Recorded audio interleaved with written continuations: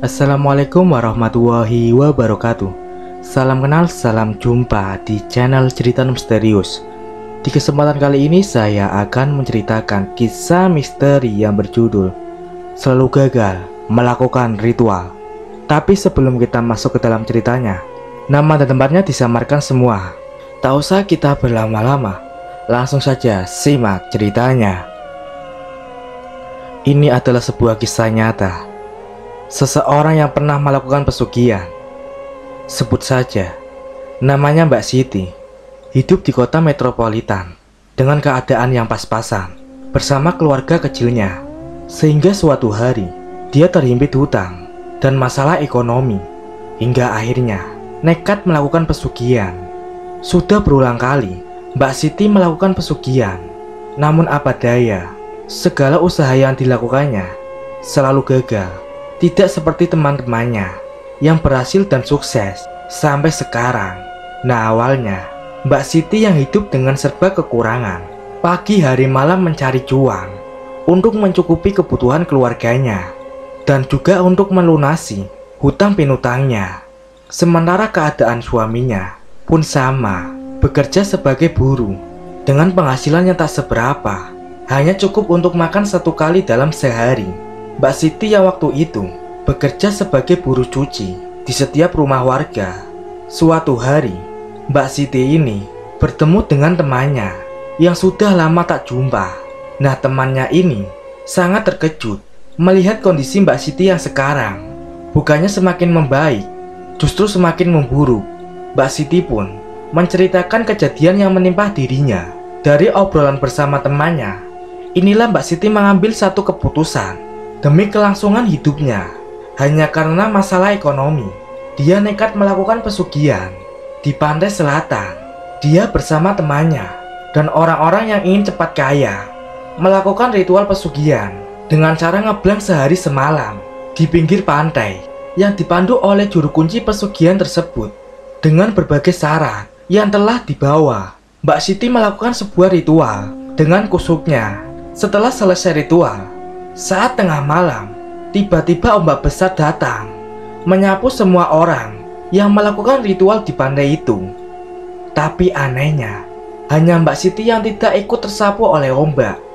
Dari perkataan sang juru kunci, jika nanti tersapu ombak dan ikut terbawa ke alam gaib, maka ritualnya dinyatakan berhasil dan diterima.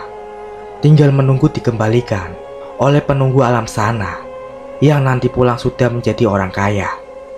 Sementara Mbak Siti sendiri, dia masih di tempat, yang berarti ritualnya gagal.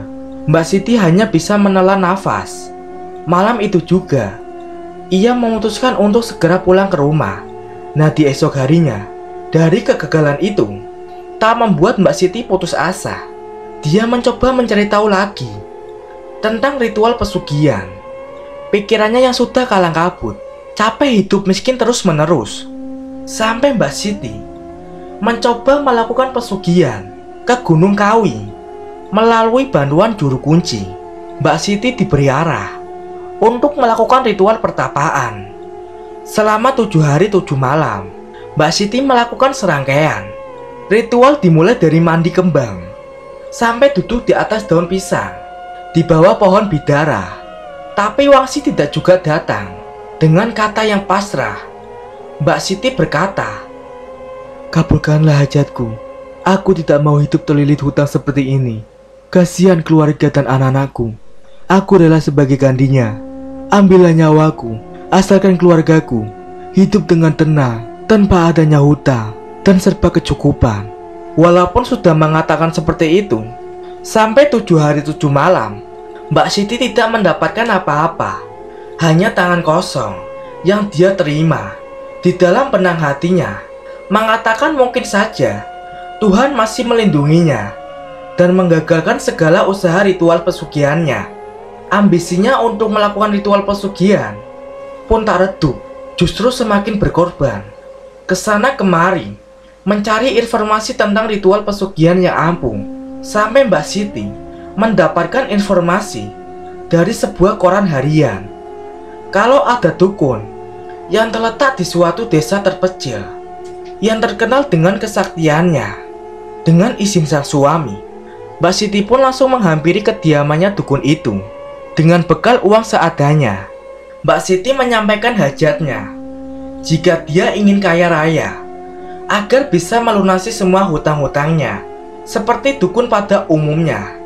Dukun itu meminta mahar dan meminta agar Mbak Siti menyiapkan segala sesaji yang nantinya digunakan untuk ritual.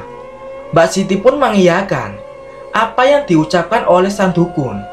Selama 2 hari penuh, Mbak Siti dibantu oleh suaminya menyiapkan segala sesaji yang diperlukan, mulai dari kembang 7 rupa, dupa 7 biji, kemenyan dan 1 ayam cemani. Setelah semuanya sudah siap, esok harinya Mbak Siti ke rumah sang dukun untuk memberikan sesaji itu. Nah, sebelum melakukan ritual, Mbak Siti diberi arahan serta mantra, yang nantinya mantra itu digunakan pada saat ritual. Hampir 1 jam lamanya Mbak Siti diberi arahan oleh sang dukun. Dan setelah itu Mbak Siti dipersilakan untuk mandi kembang terlebih dahulu. Setelah mandi, baru Mbak Siti diantar ke salah satu tempat yang terletak di belakang rumah sang dukun. Di bawah pohon besar dengan banyak sesaji di bawahnya, Mbak Siti mulai duduk bersila sembari membaca mantra-mantra. Selama 3 hari 3 malam, Mbak Siti sama sekali tidak mengalami kejadian apa-apa. Malam demi malam dilewati, sampai akhirnya waktu ritual selesai, yaitu tepat di hari ke-7. Sang dukun pun bingung, karena baru kali ini ada orang yang melakukan ritual pesugihan yang dibantu olehnya. Sama sekali tidak mendapatkan apa-apa. Lagi dan lagi, Mbak Siti gagal melakukan pesugihan. Bukannya untung, tapi malah bangkrut. Hari demi hari uang pun menipis. Temannya yang melihat Mbak Siti seperti itu pun merasa iba atas apa yang sudah dialami olehnya. Kemudian dia diberi secari kertas berisi alamat seorang juru kunci yang terkenal dengan kesaktiannya. Tanpa mengulur-ngulur waktu, Mbak Siti segera pergi ke alamat yang sudah tertera. Jarak yang ditempuhnya ini cukup jauh. Mbak Siti harus menaiki angkot selama 1 jam. Belum lagi dia harus pindah angkot sebanyak 3 kali. Tidak apa-apa, asal ritual pesugihan yang akan dilakukannya kali ini berhasil, pikir Mbak Siti. Nah, di rumah dukun itu, Mbak Siti menyampaikan hajatnya dan menceritakan keluh kesahnya menjalani hidup sebagai orang yang tak mampu. Di dalam rumah yang terbuat dari anyaman bambu, Mbak Siti diberi amalan untuk mendatangkan harta gaib dari salah satu kitab yang dipercayai oleh dukun itu. Malam harinya, Mbak Siti langsung melakukan ritual persis seperti apa yang sudah diajarkan oleh Mbak Dukun. Di dalam kamarnya yang memakai penerang lampu warna kuning, jadi tidak terlalu terang, karena itu memang syarat agar kodam mau datang. Ritualnya dimulai sejak jam 8 malam hingga selesai sampai jam 4 subuh. Setelah selesai melakukan ritual dengan amalannya, tak butuh waktu lama, datanglah seekor naga yang besar di hadapan Mbak Siti. Mbak Siti yang duduk bersila langsung saja terlonjak kaget. Ada rasa takut saat naga itu mulai mendekatinya. "Apa yang kau inginkan hingga kau memanggilku?" ujar naga tersebut. Mbak Siti pun menjawab, "Aku ingin harta darimu agar hidupku bisa berubah, tak lagi miskin seperti sekarang." Naga tersebut berkata, "Baiklah, ambillah harta yang ada di dalam mulutku."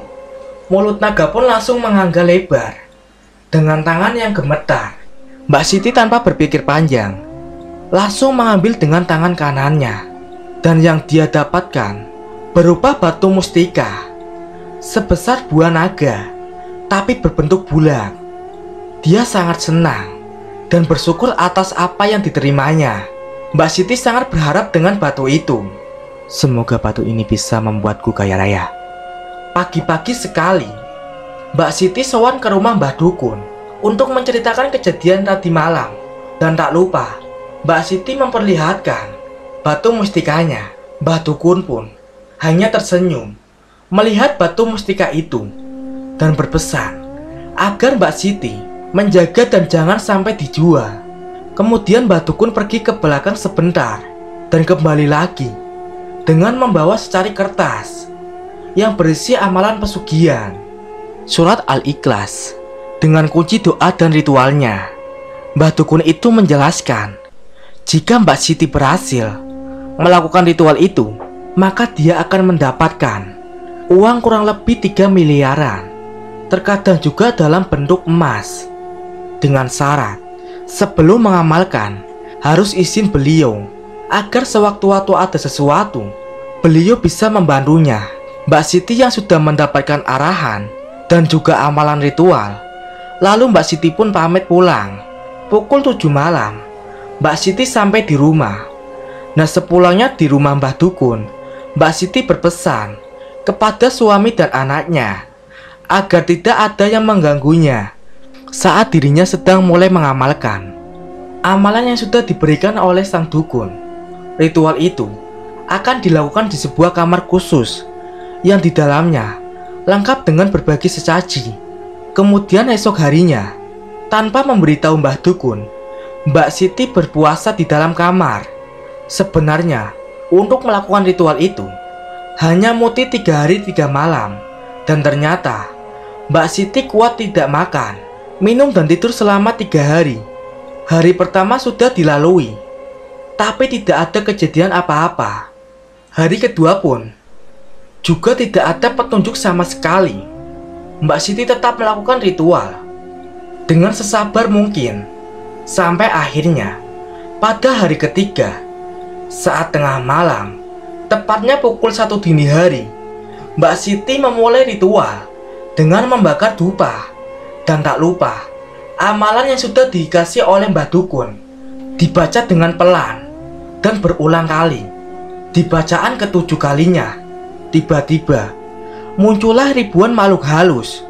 Di depannya ada berwujud hantu tanpa kepala, ada yang hanya punya 1 kaki dan yang bertubuh besar tinggi dengan mata yang merah menyala, serta makhluk lainnya yang semuanya bermuka buruk, persis seperti korban kecelakaan dan makhluk gaib yang tak lazim untuk dilihatnya. Mbak Siti yang melihat seperti itu, dia hanya bisa diam saja dan tetap melanjutkan ritualnya, berusaha untuk tenang dan tidak takut demi melangsungkan ritual pesugihannya. Setelah selesai melakukan ritualnya, hilanglah semua makhluk halus yang ada di hadapannya. Namun tiba-tiba angin yang besar datang dan muncullah seorang raksasa yang besar bertubuh perak seperti robot. Jari-jarinya sebesar tubuh manusia, memakai surban hijau di lehernya. Hanya saja wajahnya tidak bisa dilihat, hanya cahaya putih yang ada di wajahnya. Tangan kanannya membawa sebuah kitab kuning keemasan, dan tangan kirinya membawa sekarung harta emas. Itulah kodam surat Al-Ikhlas yang bernama Syekh Abdul Wahid. Kodam tersebut berkata, "Apa yang kau hendaki hingga engkau memanggilku? Engkau menginginkan yang ada di tangan kanan atau tangan kiriku?" Mbak Siti menjawab, "Aku ingin harta yang di tangan kirimu buat membayar hutang dan merubah perekonomian keluargaku." Kodam itu menjawab, "Baiklah, jika itu yang engkau mau, tunggulah sebentar."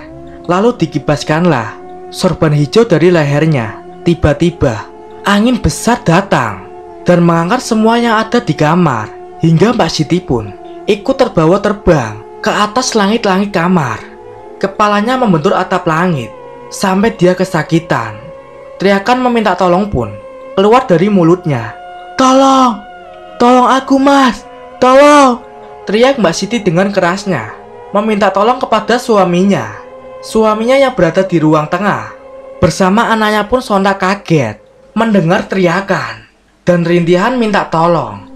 Tapi apalah daya, kamar yang digunakan ritual oleh Mbak Siti ini sudah terkunci sejak awal ritual. Di dalam kamar yang mencekam, Mbak Siti pun berdoa, "Ya Allah, aku sudah menyesal ya Allah. Aku tidak akan meminta harta lagi," ujar Mbak Siti dalam hatinya. Tetesan air mata dan keringat dingin menjadi satu. Mbak Siti benar-benar menyesal telah berniat melakukan ritual pesugihan demi mendapatkan kekayaan. Setelah berdoa meminta ampun, Tiupan angin yang mengembus dirinya kian mereda, dan semua benda-benda yang ikut terbang ke langit-langit jatuh ke tanah, termasuk tubuh Mbak Siti sendiri. Brak! Tanpa rasa belas kasih, tubuhnya Mbak Siti dijatuhkan di atas ranjang yang terbuat dari bambu. Astagfirullah, sakit sekali ya Allah. Badannya terasa sakit semua akibat kejadian itu. Malam yang sangat mencekam sudah dilaluinya, dan benar, segala niat buruk itu pasti hasilnya akan buruk. Dan pagi-pagi sekali Mbak Siti pergi ke dokter untuk memeriksa tubuhnya yang terasa remuk akibat ritual yang dilakukannya. Mbak Siti diantar suaminya ke salah satu rumah sakit yang ada di daerahnya. Keesokan harinya, Mbak Siti diantar oleh suaminya menggunakan sepeda motor bututnya pergi sowan ke rumah Mbah Dukun untuk menceritakan kejadian yang dialaminya kemarin. Mbah Dukun yang mendengar cerita Mbak Siti pun sangat marah besar karena tidak memberitahu Mbah Dukun terlebih dahulu sebelum melakukan ritual. Mbah Dukun pun menjelaskan, ritual ini hanya akan berhasil jika mempunyai hati yang bersih, tanpa campur tangan dengan duniawi. Dan yang terbaik dari pilihan antara tangan kanan dan kirinya kodam tersebut adalah kitab yang dibawa di tangan kanannya. Kemungkinan kitab tersebut berisi amalan hikmah tingkat tinggi. Memang melakukan pesugihan seperti ini tidak membutuhkan tumbal, tapi memang tak semudah pesugihan yang diminta dari jin kafir. Tapi walau gagal, intinya kita sudah berusaha dengan baik, dengan meminta kepada Tuhan semata. Walau gagal, paling tidak mendapat pahala dari membaca ayat Al-Quran dan menurunkan hawa nafsu dengan berpuasa. Demikian sepegal kisah nyata yang dialami oleh Mbak Siti. Semoga kisah ini bisa bermanfaat untuk kalian semua. Wassalamualaikum warahmatullahi wabarakatuh.